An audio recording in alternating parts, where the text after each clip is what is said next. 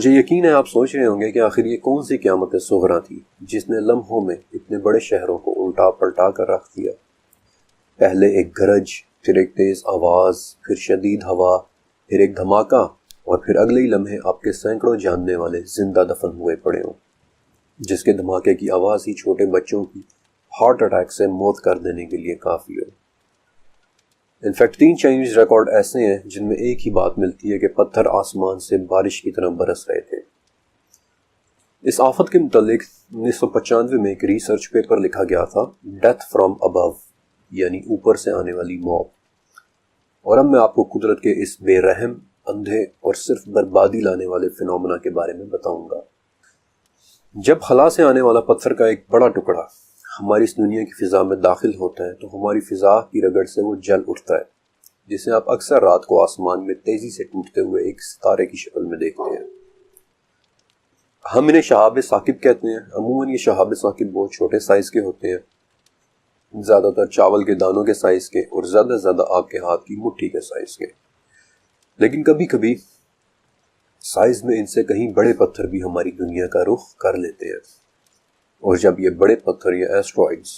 ہماری فضا میں داخل ہوتے ہیں تو وہ بھی جل اٹھتے ہیں۔ جب بڑے ایسٹرائڈز جل اٹھیں تو اس وقت وہ آگ کے ایک گولے کی شکل اختیار کر لیتے ہیں۔ ہم انہیں فائر بال یا پھر بولائڈز کہتے ہیں۔ یہ بولائڈ 14ویں کے چاند سے 2 گنا زیادہ روشن ہوتے ہیں، لیکن کبھی کبھی سائز میں بڑے شہاب ثاقب اکثر ایک سپر بولائڈ میں تبدیل ہو جاتے ہیں، جن کی روشنی -17 میگنیٹیوڈ تک بھی ہو سکتی ہے، یعنی کہ 14ویں کے چاند سے کئی گنا زیادہ روشن۔ لیکن جب یہ شہاب ثاقب اس سے بھی بڑے ہو جائیں تو پھر فضا کی رگڑ اور آگ میں جلنے کی وجہ سے یہ پھٹ جاتا ہے، اور یہی وہ فینومنا ہے جسے میٹیور ایئر برسٹ کہتے ہیں۔ زمین سے چند کلومیٹر اوپر ہوا میں پھٹنے والا ایک بہت بڑا شہاب ثاقب، جس کے آنے سے تیز گرج، پھر ایک اونچی آواز، اور پھر اس کے پھٹنے کا دھماکہ، اور نتیجہ زمین پر بڑے بڑے پتھروں کی بارش۔ جب اتنا بڑا شہاب ثاقب ہوا میں پھٹتا ہے تو پھر اس سے شاک ویو بھی اتنی ہی بڑی نکلتی ہے، جس سے زمین پر تیز ہوائیں چلنا شروع ہو جاتی ہیں۔ لیکن اگر یہ شہاب ثاقب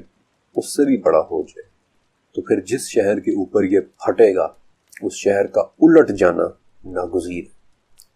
میٹیور ایئر برسٹ کی یہ وہ تعریف ہے جو آپ کو ایسٹرونومی میں ملے گی، لیکن اگر آپ جیولوجسٹ یعنی پتھروں اور زمین کی اسٹڈی کرنے والوں سے پوچھیں تو وہ لوگ آپ کو اس سب تعریف میں صرف ایک چیز مزید ایڈ کر کے بتائیں گے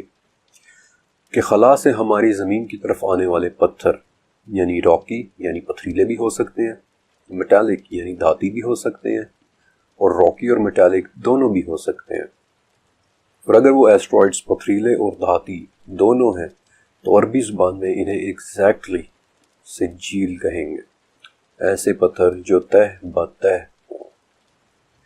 ان شہابیوں کے پھٹنے کی طاقت اور اس سے ہونے والی تباہی کے متعلق آپ کو اندازہ دینے کے لیے میں آپ کے سامنے کچھ مثالیں رکھ رہا ہوں۔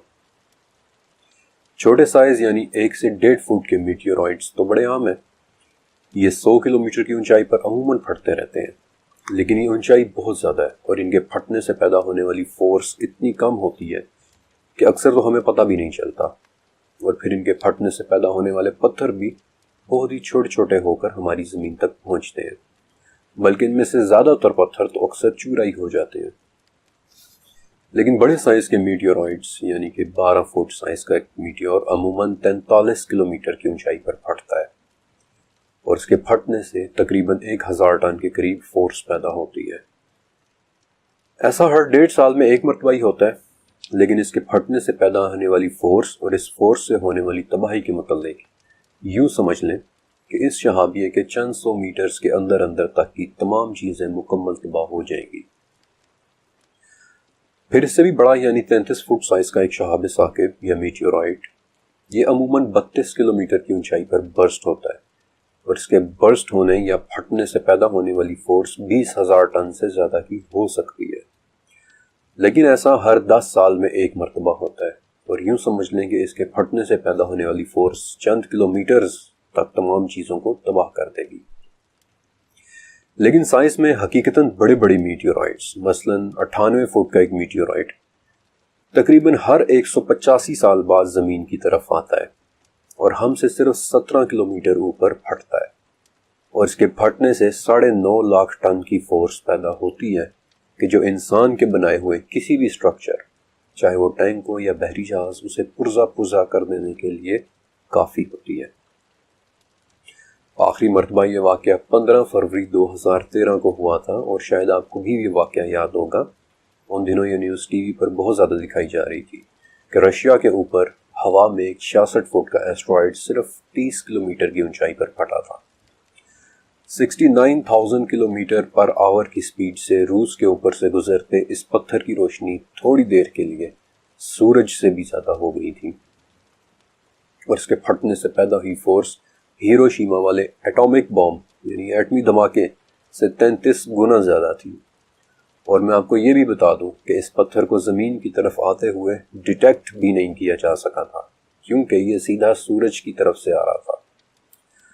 اور جب تک اس کے آنے کا پتہ چلا تب تک بہت دیر ہو چکی تھی۔ اور جب یہ پھٹنے کے بعد جل اٹھا تو 100 کلومیٹر دور تک کے رہنے والوں نے بھی اسے دیکھا، اور اس سے پیدا ہونے والی شاک ویو جو صرف 2 منٹ 23 سیکنڈ میں زمین تک پہنچ گئی، اس دھماکے نے 7,000 سے زیادہ بلڈنگز کو نقصان پہنچایا تھا، 1500 لوگ زخمی ہوئے، یعنی عام الفاظ میں صرف اس دھماکے کی آواز نے $33 ملین کا نقصان کر دیا تھا۔ سچ کہوں تو یہ ایک معجزہ ہے کہ کس طرح اس کے پھٹنے سے پیدا ہوئے ٹکڑے بالکل بیابانوں میں جا کر گرے تھے، اور اس کا سب سے بڑا یعنی 650 کلو کا ایک ٹکڑا ایک جھیل میں گرا تھا۔ خدا نخواستہ اگر یہی ٹکڑا کسی آباد جگہ یا کسی شہر کے اوپر گر جاتا تو شاید کئی کلومیٹر تو کوئی نفس زندہ نہ بچتا۔ لیکن ہر 1900 سال بعد زمین کی طرف ایک ایسا میٹیورائٹ ضرور آتا ہے کہ جو 250 فٹ تک بڑا ہو سکتا ہے، اور یہ صرف 4 کلومیٹر اونچائی پر پھٹ جاتا ہے، اور اس کے پھٹنے سے 1.5 کروڑ ٹن کی فورس پیدا ہوتی ہے۔ اس غضبناک فورس سے کیا تباہی پھیل سکتی ہے، اس کا اندازہ لگانا میں آپ پر چھوڑتا ہوں۔ لیکن ایک بات ضرور کہوں گا کہ اس سائز کے میٹیورائٹ کا پھٹ جانا ہی اچھا ہوتا ہے، کیونکہ اگر اس سائز کا میٹیورائٹ زمین کے اوپر ہوا میں ہی پھٹ جائے تو اس سے زمین پر کئی 100 کلومیٹر تک درخت اکھڑ کر گر جائیں گے، اور اس تمام ایریا میں زندگی ختم ہو جائے گی، ہو سکتا ہے کہ پورا ملک تباہ ہو جائے۔ میٹیورائٹ پھٹنے سے آسمان سے بڑے بڑے پتھروں کی بارش ہوگی، پھٹنے کی ٹھیک جگہ یعنی برسٹ ایونٹ کے ٹھیک نیچے زمین میں ایک بہت بڑا گڑھا پڑ جائے گا، اور یہ بھی ہو سکتا ہے کہ اس گڑھے سے پانی ابل ابل کر نکلنا شروع ہو جائے۔ اس وقت جو بھی بدقسمت شہر یا ملک اس ایونٹ کے ٹھیک نیچے واقع ہو، میرا نہیں خیال کہ اس ملک میں کوئی زندہ بچے گا، اور شاید اس شہر کے رہنے والوں کے ساتھ وہی ہو کہ جو 1626 میں چائنا کے چھوٹے سے شہزادہ یو کے ساتھ ہوا تھا۔ وہ بیچارہ اس برسٹ کی آواز کی دہشت سے ہی مر گیا تھا۔ لیکن یہ تمام باتیں آپ کو خوشخبریاں لگنے لگیں گی اگر آپ جان لیں کہ کیا ہو اگر یہ میٹیورائٹ پھٹے بغیر ہی زمین سے ٹکرا جائے۔ آج سے 6.5 کروڑ سال پہلے ایسا ہی ہوا تھا۔ ایک ایسٹرائڈ بغیر پھٹے پوری قوت کے ساتھ جا کر میکسیکو میں زمین سے ٹکرایا تھا، اور اس سے پیدا ہونے والی فورس کے بارے میں ہم صرف اندازہ لگا سکتے ہیں۔ لیکن آپ کے آئیڈیا کے لیے میں بتا دیتا ہوں کہ یہ فورس کسی صورت ہیروشیما کے مقابلے میں 4.5 بلین ٹائمز زیادہ ہی رہی ہوگی۔ انفیکٹ یہی وہ امپیکٹ تھا کہ جس نے اس پوری دنیا میں سے ڈائنوسارز کا خاتمہ کر دیا تھا، اور امپیکٹ کی اس جگہ پر گڑھا کیا پڑنا تھا، پورے کا پورا ایک کریٹر ہی بن گیا کہ جو آج بھی موجود ہے، میکسیکو کا چیخلوک کریٹر۔ اس ایسٹرائڈ کے ٹکرانے سے 25 ٹریلین میٹرک ٹن گرد، مٹی، بھاپ، راکھ ہوا میں اٹھی، اور یہ اس قدر تھی کہ اگلے 2 سال تک سورج کی کوئی شعاع زمین تک نہیں پہنچ سکی۔ پودے، درخت اور جتنی بھی نباتات تھیں، ان سب کا خاتمہ ہو گیا۔ انفیکٹ اس وقت اس پوری دنیا سے ہی 75% درختوں اور جانوروں کا نام و نشان ہی مٹ گیا تھا، اور اس وقت کئی ہفتوں تک پوری دنیا میں 9 سے لے کر 11 میگنیٹیوڈ تک کے زلزلے آتے رہے تھے۔ آپ کو ایک ریفرنس کے لیے بتا دیتا ہوں کہ 2005 میں پاکستان میں آنے والا زلزلہ جس نے 65,000 لوگوں کی جان لے لی تھی، وہ اس کے مقابلے میں صرف 7.6 میگنیٹیوڈ کا تھا۔ شاید اب آپ کو محسوس ہو رہا ہو کہ ان میٹیورائٹس کے آسمان میں پھٹ جانے میں ہی عافیت ہے۔ ورنہ دیکھا جائے تو میٹیورائٹس کے اس طرح پھٹنے کی وجہ سے زندگی اور ہر چیز کی تباہی میں صرف اور صرف 4 کلومیٹر حائل ہوتے ہیں۔ اور ذرا امیجن کریں کہ اگر 2013 کا چیلیابنسک میٹیورائٹ یعنی رشیا والا میٹیورائٹ اگر بغیر پھٹے ہی زمین سے ٹکرا جاتا تو کیا ہوتا۔ سچ کہوں تو اس 14,000 ٹن کے پتھر کو زمین سے ٹکراتے سوچ کر ہی خوف آتا ہے کہ اگر وہ نہ پھٹتا تو کیا ہوتا۔ اور یہ بات ذہن میں رکھیے گا کہ اس پتھر کے آنے کا پتہ بھی نہیں چلا تھا۔ سادہ الفاظ میں ہمیں شاید پتہ بھی نہ چلتا کہ what hit us۔ Meteor air burst کے بارے میں دیکھنے اور جاننے کے بعد شاید آپ کا ذہن اس واقعے کو تصور کرنے کے قابل ہو کہ وہ لوگ اس وقت کیا دیکھ رہے تھے، کس طرح سے انہیں پتھروں کی بارش ہوتی نظر آ رہی ہوگی۔ رشیا والے میٹیور کا ٹوٹا ہوا پتھر صرف ایک ٹکڑا تھا۔ امیجن کریں کہ اس طرح کے ٹکڑے بارش کی طرح آسمان سے برس رہے ہوں۔ جب تک ہمیں چیلیابنسک کے بارے میں پتہ چلا it was already too late، بہت دیر ہو چکی تھی، اور اگر پتہ چل بھی جاتا تو کوئی ایسی طاقت نہیں تھی کہ جو انسان کو اس سے بچا سکتی سوائے ایک ذات کے جس کا صرف ایک حکم ہی کافی تھا، سورہ ہجر، مگر لوط کے خاندان کو کہ انہیں تو ہم ضرور بچا لیں گے۔ لیکن ٹھیک اس سے اگلی آیت میں لوط علیہ السلام کی بیوی کا ذکر ہے کہ ہم نے اسے رکنے اور باقی رہ جانے والوں میں مقرر کر دیا۔ لوط علیہ السلام کی بیوی کے بارے میں یہی ذکر سورہ اعراف میں بھی ہے کہ ہم نے لوط اور ان کے گھر والوں کو بچا لیا سوائے ان کی بیوی کے کہ وہ انہی لوگوں میں رہی جو عذاب میں رہ گئے تھے۔ یہی بات فرشتوں نے بھی لوط علیہ السلام کو کہی تھی کہ جو سورہ ہود میں ہے کہ آپ میں سے کوئی بھی پیچھے مڑ کر نہ دیکھے سوائے آپ کی بیوی کے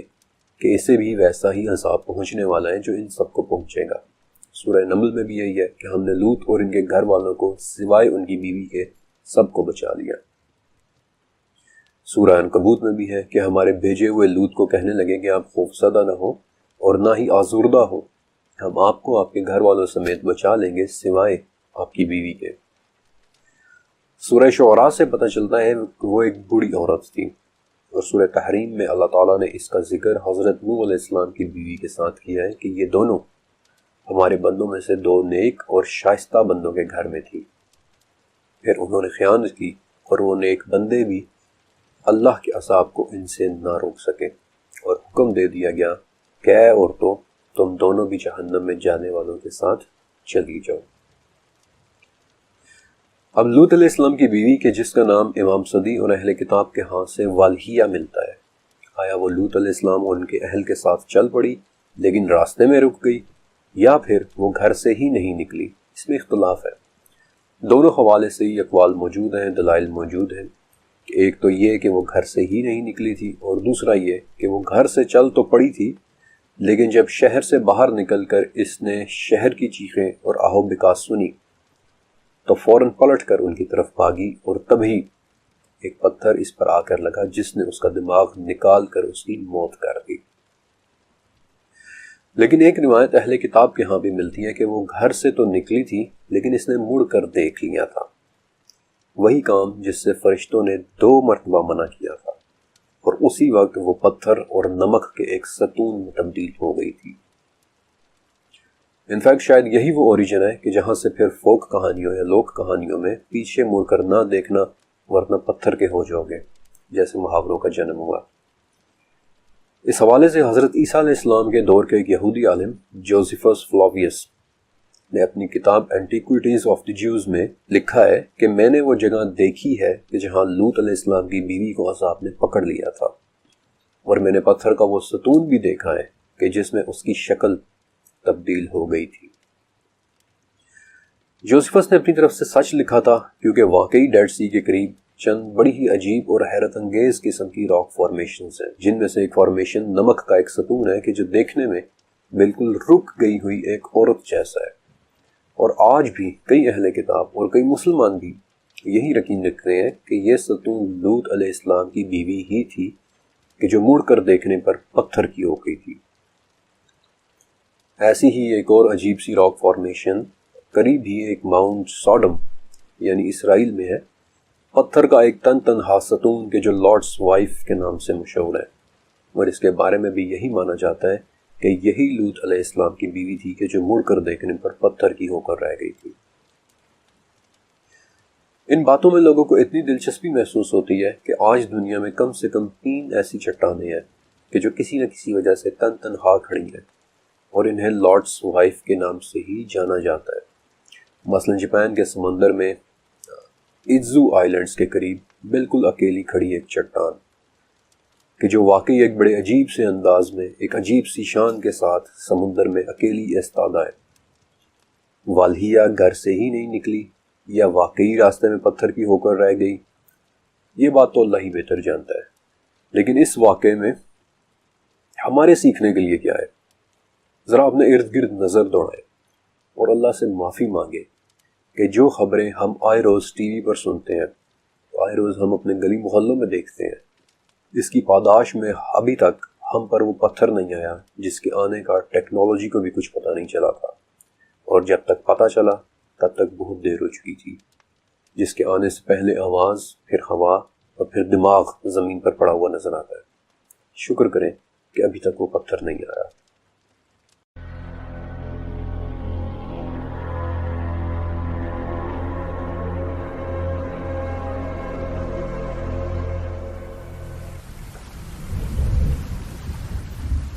اس چیپٹر کے پہلے حصے کے اندر میں نے آپ کو لوط علیہ السلام اور قوم لوط کا واقعہ سنایا تھا، لیکن اس چیپٹر کا دوسرا حصہ ایک سوال سے متعلق ہے، ایک ایسا سوال کہ جو اکثر پوچھا جاتا ہے، رات کو نظر آنے والے ٹوٹے ہوئے تارے یہ کہاں سے آتے ہیں جنہیں ہم بچپن سے دیکھتے آئے ہیں۔ مجھے آج بھی یاد ہے کہ جب میری امی تھیں تو ہم اپنے صحن میں بیٹھ کر رات کا آسمان دیکھا کرتے تھے، ستاروں میں بنی ہوئی شکلیں ڈھونڈتے تھے۔ انفیکٹ اس ڈاکیومنٹری کے آغاز ہی میں نے آپ کو دب اکبر نام کے کانسٹلیشن کا بتایا تھا۔ ستاروں کے متعلق دب اکبر وہ پہلا لفظ تھا جو میں نے اپنی ماں سے سیکھا تھا کہ کیسے 20 بڑے ستارے مل کر آسمان میں ایک بڑا سا ریچھ بناتے ہیں۔ دب اکبر، دا گریٹ بیئر، یا پھر جیسا کہ میں نے بعد میں اس کا ٹیکنیکل نام سیکھا، ارسا میجر۔ اپنی امی کے ساتھ اس آبزرویشن کے دوران میں نے کئی مرتبہ ٹوٹتے ہوئے ستاروں کو دیکھا اور انہیں دیکھ کر سوچتا تھا کہ یہ کہاں سے آتے ہیں، اچانک چمکتے ہیں، گولی کی رفتار کے ساتھ آسمان کے ایک سرے سے دوسرے سرے تک چلے جاتے ہیں اور پھر گم جاتے ہیں۔ امی بتاتی تھی کہ یہ وہ پتھر ہیں کہ جو فرشتے شیطانوں کو آسمان سے بھگانے کے لیے مارتے ہیں۔ اب بچپن میں تو یہ بڑی دلچسپ بات لگتی تھی اور میں امیجن کر کے حیران ہوتا تھا کہ اس وقت میری آنکھوں کے سامنے فرشتے شیاطین کو مار رہے ہیں۔ پھر کئی سال گزر گئے، میری آسمان اور ستاروں سے محبت بڑھتی چلی گئی، میں ان کے متعلق کافی کچھ سیکھتا چلا گیا اور یہ بھی سیکھا کہ ان ٹوٹے ہوئے تاروں کو اردو یا عربی میں شہاب ثاقب یا پھر انگلش میں میٹیورائٹس کہتے ہیں۔ لیکن ایک بات سمجھ میں نہیں آتی تھی کہ اگر یہ ٹوٹے ہوئے تارے وہ پتھر ہیں کہ جن سے فرشتے شیاطین کو مار مار کر بھگا رہے ہیں، تو پھر آج ان کے بارے میں پیشن گوئی کیسے ہو جاتی ہے کہ فلاں تاریخ کو فلاں علاقے میں اتنے بجے ہم میٹیور شاور دیکھ سکیں گے، یعنی کہ فلاں تاریخ کو اتنے بجے آسمان میں درجنوں بلکہ سینکڑوں ٹوٹتے ہوئے تارے دیکھنے کو ملیں گے۔ ایک طویل عرصے تک یہ سوال میرے ذہن میں رہا۔ یہ بات سچ ہے کہ آسمانوں میں شیاطین کو مارنے کے لیے ان کے پیچھے جلتے ہوئے شعلے بھیجے جاتے ہیں، کیونکہ اس بات کا ذکر تو سورہ صافات اور سورہ ہجر دونوں میں ہے کہ ہم نے آسمان دنیا کو ستاروں کی خوبصورتی سے سجایا اور سرکش شیاطین سے ان کی حفاظت کی۔ وہ اونچے فرشتوں کو سن بھی نہیں سکتے بلکہ انہیں ہر طرف سے مارا جاتا ہے۔ لیکن اگر کوئی ایک بات کو چوری کر کے بھاگے تو اس کے پیچھے ایک دہکتا ہوا شعلہ لگ جاتا ہے۔ یہی بات سورہ ہجر میں بھی ہے کہ ہم نے آسمان میں برج بنائے ہیں اور دیکھنے والوں کے لیے اسے خوبصورت بنا دیا ہے اور اسے ہر شیطان مردود سے محفوظ کر دیا ہے۔ لیکن جب کوئی چوری چھپے سننے کی کوشش کرے تو اس کے پیچھے ایک دہکتا ہوا شعلہ لگتا ہے۔ ان آیات کی مزید ڈیٹیلز احادیث میں بھی ملتی ہیں کہ جب اللہ تعالیٰ آسمان پر کسی بات کا فیصلہ کرتے ہیں تو فرشتے اسے سن کر خوف اور عاجزی کی وجہ سے اپنے پروں کو پھڑپڑاتے ہیں، اور اللہ تعالیٰ کا فرمان ان فرشتوں کو ایسے سنائی دیتا ہے کہ جیسے کسی صاف چکنے پتھر پر زنجیر چلانے سے آواز پیدا ہوتی ہے، اور اس سے ان فرشتوں کے دلوں پر گھبراہٹ طاری ہو جاتی ہے۔ پھر جب ان کی یہ گھبراہٹ دور ہوتی ہے تو وہ ایک دوسرے سے پوچھتے ہیں کہ تمہارے رب نے کیا فرمایا، اور پھر فرشتوں کی یہی گفتگو چوری چھپے سننے والے شیاطین سن کر بھاگتے ہیں اور بھاگ کر اپنے سے نیچے والے شیطان کو بتاتے ہیں۔ کبھی تو ایسا ہوتا ہے کہ بات آگے پہنچانے سے پہلے انہیں آگ کا ایک شعلہ پکڑ لیتا ہے، لیکن کبھی کبھی وہ کوئی ایک آدھ جملہ سن کر آگے پہنچا بھی دیتے ہیں کہ جو پھر بعد میں شیاطین زمین پر موجود کاہنوں کے کان میں ایسے بڑبڑاتے ہیں کہ وہ انہیں مرغی کی کٹ کٹ کی طرح سنائی دے رہا ہوتا ہے، اور پھر وہ شیاطین چوری ہوئے اس جملے میں 100 جھوٹ اپنی طرف سے ملا کر بتاتے ہیں۔ تو پھر سوال یہ پیدا ہوتا ہے کہ کیا ہمیں نظر آنے والا ہر تار تارہ وہ شعلہ ہے کہ جو آسمان میں ان بھاگتے پھرتے شیاطین کو مارا جاتا ہے؟ اس چیپٹر کے پہلے حصے کے اندر میں نے آپ کو میٹیور ایئر بسٹ کے بارے میں بتایا تھا، اور یہ بھی بتایا تھا کہ وہ ایک بھیانک لیکن ایک نایاب فینومین ہے جو کئی سالوں، کئی دہائیوں، کئی صدیوں اور بعض اوقات ہزاروں سالوں میں ایک یا دو مرتبہ ہی ہوتا ہے کہ ایک بڑا ایسٹرائڈ زمین کے اوپر ہوا میں پھٹ جائے اور اس کے پھٹنے کی وجہ سے زمین پر پتھروں کی غضبناک بارش شروع ہو جائے۔ لیکن ہمیں رات کو نظر آنے والے یہ ٹوٹتے تارے بہت کامن فینومین ہے۔ انفیکٹ ہماری زمین اتنی زیادہ تعداد میں ان شہابیوں کو کھینچتی ہے کہ اگر آپ ایک سال میں زمین پر گرنے والے شہابیوں کا وزن کریں تو وہ 36,000 ٹن تک بن جاتا ہے۔ ہوتا ایسے ہے کہ خلا میں سفر کرتے پتھر جب کبھی ہماری زمین کے قریب سے گزرتے ہیں تو ہماری زمین تیزی سے انہیں اپنی طرف کھینچ لیتی ہے۔ انفیکٹ اتنی تیزی سے کہ ان پتھروں کی سپیڈ 71 کلومیٹر پر سیکنڈ ہو جاتی ہے، اور اب یہ اتنی تیز سپیڈ ہوتی ہے کہ جو ہی یہ پتھر ہماری زمین کی فضا یعنی ہمارے ایٹماسفیئر میں داخل ہوتے ہیں تو اس بے انتہا رفتار اور ہوا کی رگڑ کی وجہ سے ان میں آگ لگ جاتی ہے اور یہ بھڑک اٹھتے ہیں، اور نتیجہ ہمیں تیزی کے ساتھ آسمان میں ایک ٹوٹتا ہوا تارا نظر آتا ہے، پھر جسے ہم شہاب ثاقب کہتے ہیں۔ ایک طویل عرصے سے انسان ان شہابیوں کو دیکھتا چلا رہا ہے، بلکہ آج سے 5,000 سال پہلے جب انسان نے نیا لکھنا شروع کیا تھا، اس بالکل نئے ٹیکسٹ کے اندر بھی آپ کو شہابیوں کی باتیں ملیں گی کہ کیسے انہوں نے آسمان میں ٹوٹ کر گرتے ہوئے تاروں کو دیکھا، بلکہ کچھ جگہ تو ان شہابیوں کی باقاعدہ پرستش بھی کی جاتی ہے۔ آج بھی ترکی میں آرٹیمیس کے مندر میں وہ شہابیے موجود ہیں جن کی آج سے 5,500 سال پہلے پرستش کی جاتی تھی، کیونکہ جب یہ پتھر جل چکنے کے بعد زمین پر گرتا اور کوئی اسے ڈھونڈ لیتا تو وہ اسے خدا کی طرف سے دیا ہوا ایک تحفہ سمجھتا، آسمان سے آیا ہوا ایک تحفہ۔ اسی لیے ایک بہت ہی مشہور فرعون توتن خامن نے بھی خود اپنے لیے ایک چاقو تیار کروایا تھا، ایک تحفہ، ایک شہابیہ کے پتھر کو تراش کر۔ بلکہ آج بھی نمیبیا کے صحرا میں 60 ٹن وزنی ایک پتھر پڑا ہوا ہے کہ جو دراصل ایک شہاب ثاقب بھی ہے۔ یہ آج سے 80,000 سال پہلے اس صحرا میں گرا تھا اور مقامی لوگوں نے اسے ہوبا کا نام دیا تھا۔ انفیکٹ نمیبیا کی مقامی زبان میں ہوبا کا مطلب ہی تحفہ ہوتا ہے۔ اور اب میں چاہتا ہوں کہ آپ تھوڑا سا غور سے سنیں۔ شہابیہ 2 صورتوں میں ہماری زمین پر آتے ہیں، ایک پریڈکٹیبل یعنی جن کے بارے میں پیشن گوئی کی جا سکے، اور دوسرے انپریڈکٹیبل کہ جو اچانک آ جائیں، جن کے بارے میں کوئی پیشن گوئی نہ کی جا سکے۔ ٹیکنیکلی وہ شہاب ثاقب نہیں ہوتے، یہ بات آپ سب جانتے ہیں کہ زمین اور سورج آپس میں انٹرلاکڈ ہے، زمین سورج کے گرد گھوم رہی ہے اور ہر 1 سال میں زمین کا ایک چکر مکمل ہوتا ہے۔ اب اس روٹیشن میں زمین خلا کی مختلف جگہوں سے گزرتی ہے، اور اس میں کچھ جگہیں ایسی بھی آتی ہیں کہ جہاں گرد و غبار اور چھوٹے چھوٹے پتھر بکھرے ہوئے ہوتے ہیں۔ اس کی ایک مثال پرسائڈ سسٹم ہے، خلا میں موجود چھوٹے چھوٹے پتھروں کا ایک ملبہ جن کے درمیان سے ہماری زمین ہر سال اگست میں گزرتی ہے، اور اس طرح یہ چھوٹے چھوٹے پتھر ہماری فضا میں آ کر بھڑک اٹھتے ہیں، اور ہم اس منظر کو میٹیور شاور کے نام سے جانتے ہیں۔ ہر سال دنیا بھر کے مختلف ملکوں میں ہزاروں لوگ اپنی اپنی چھتوں پر کھڑے ہو کر اس خوبصورت منظر کو دیکھتے ہیں۔ اسی طرح کا ایک اور سسٹم لیونڈ سسٹم ہے کہ جس میں میٹیور شاور کے دوران اتنے ٹوٹتے تارے گرتے ہوئے دکھائی دیتے ہیں کہ یوں محسوس ہونے لگتا ہے کہ ہر گھنٹے میں ہزاروں تارے ٹوٹ کر زمین پر گر رہے ہیں۔ لیکن اس سسٹم کی پیک کے درمیان سے ہماری زمین ہر سال نہیں بلکہ ہر 33 سال کے بعد گزرتی ہے۔ لیکن انپریڈکٹیبل شہابیہ، ان کی ایکچولی 3 اقسام ہیں، اور ان کی تیسری قسم میں ہمارے اس سوال کا جواب موجود ہے۔ پہلی 2 اقسام بہت عام ہیں، پہلی قسم پتھر سے بنے ہوئے شہابیے، وہی پتھر جن سے زمین بنی ہے، چاند بنا ہے، مریخ یا جوپیٹر بنا ہے۔ بیسالٹ کے چھوٹے چھوٹے ٹکڑے جو ہمارے سولر سسٹم کے درمیانی خلا میں بھٹک رہے ہیں، جنہیں ہماری زمین اپنی طرف کھینچ لیتی ہے، لیکن یہ ہماری فضا میں داخل ہوتے ہی بہت جلدی ٹوٹ کر بکھر جاتے ہیں۔ دوسری قسم سٹونی آئرن میٹیورائٹس، یعنی کہ ہوتے تو وہ پتھر ہی سے بنے ہیں، لیکن ان کے اندر آئرن نام کی ایک دھات بھی موجود ہوتی ہے۔ یہ ہوا میں بکھرتے نہیں کیونکہ ان کے اندر آئرن ہوتا ہے، اس لیے یہ انٹیکٹ رہتے ہیں۔ یہ عموماً ثابت زمین پر گرتے ہیں اور دیکھنے میں سب سے زیادہ خوبصورت ہوتے ہیں۔ انفیکٹ ایسا ہی ایک شہابیہ تھا جس کے پتھر سے فرعون توت مخ آمن نے اپنے لیے مشہور چاقو بنوایا تھا۔ لیکن تیسری قسم ہوتی ہے آئرن میٹیورائٹس، سب سے نایاب شہاب ثاقب، جو نظر آنے والے تمام شہابیوں کا صرف 5.7% ہوتے ہیں، اور یہ ٹھوس لوہے کے بنے ہوئے ہوتے ہیں۔ یہ ہمارے سولر سسٹم سے باہر کے شہابی ہیں،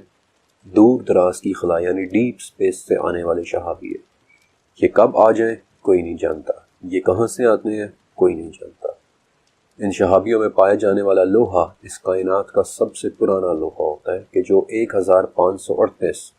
ڈگری سینٹی گریڈ پر پگھل جاتا ہے۔